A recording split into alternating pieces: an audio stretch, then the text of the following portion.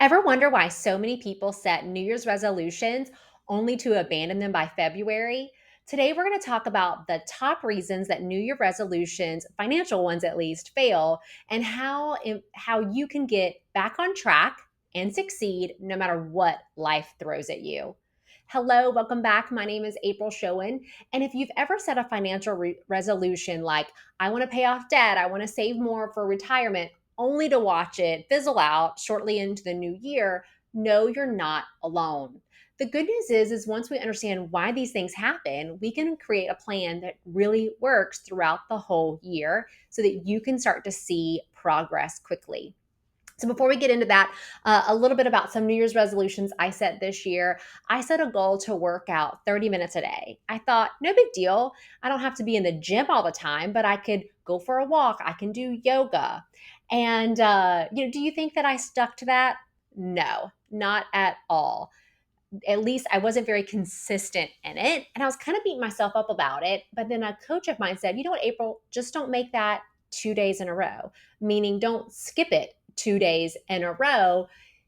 Have a way to kind of get back on track, have some course correction. We don't have to be perfect about it every single day.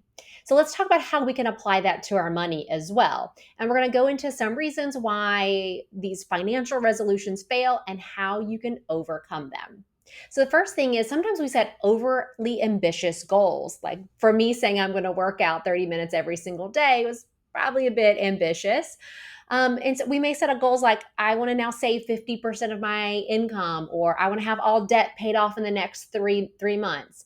And they may be unrealistic. And so then when we're not making progress, we get discouraged and we stop doing it, right? So what we want to do is we want to break these big goals, big resolutions into smaller, clear steps. So it might be, I'm just going to increase my savings by 5% this month. Start off doing something small so that you can focus on these achievable milestones. You can celebrate your wins and really start to see progress towards your goals. So let's talk about the next stumbling block, because even if we set up some realistic goals, we can still have trouble doing that, right? And so part of it is we might set vague goals. So if we just said, um, I want to save more, or I want to pay off debt, we've got to be very clear about it. We got to be very specific. So how much do you want to save per month? How much do you want to pay down towards debt? Like, what is the goal? And then break it down into these steps that are more actionable, whether that's on like a monthly basis or a weekly basis, depending on how you do your cash flow planning. So once you've got clarity and you've got a plan, why do some people still drop off? Well, part of it is we want to make sure that we've got ways to overcome these unexpected obstacles. That could be in our workouts, right? We get hurt, we get injured, or it could be like emergency bills that come up that derail our progress. Just like my coach had said, hey, don't make this 2 days in a row. We've got to have a way to have this like accountability to help us get back on track when things happen like that.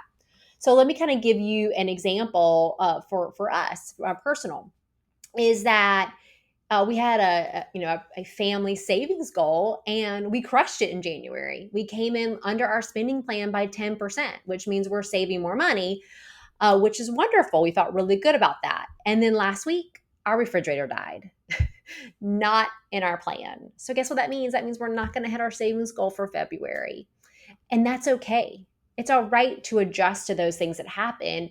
It's just, we just don't want them to happen habitually. And if they're happening all the time, I would encourage you to go back and look at your plan, because your plan might be too rigid and we're not having enough flexibility in there to account for life's curveballs. So build a flexible system. Do check-ins, especially if you're new at this. Maybe it's checking in on your progress weekly and then monthly, right? So that you can adjust to some of these surprises that happen. So resolutions fail, not because we're incompetent, but sometimes it's just that we set these really big goals. We're super ambitious. Maybe we don't have enough clarity or a true plan in place, or we just fail to adjust when life throws us curveballs. So remember, your finances are like any other habit. Consistency and being adaptable are key. Don't let missing 1 or 2 days, like I did working out, or 1 or 2 months completely derail you. Just adjust and keep moving forward. If you're curious about some of these topics and want more guidance, I encourage you to check out our webinar series. We do a webinar once a month on financial related topics, mostly centered around retirement planning. And you can go to our website, curryschoenfinancial.com/events, to sign up for our mailing list and also to see our future events that we have currently scheduled. If you liked this video, make sure that you like it and then subscribe to our channel for more tips and tricks. And wishing you all well. See you next time. Bye now.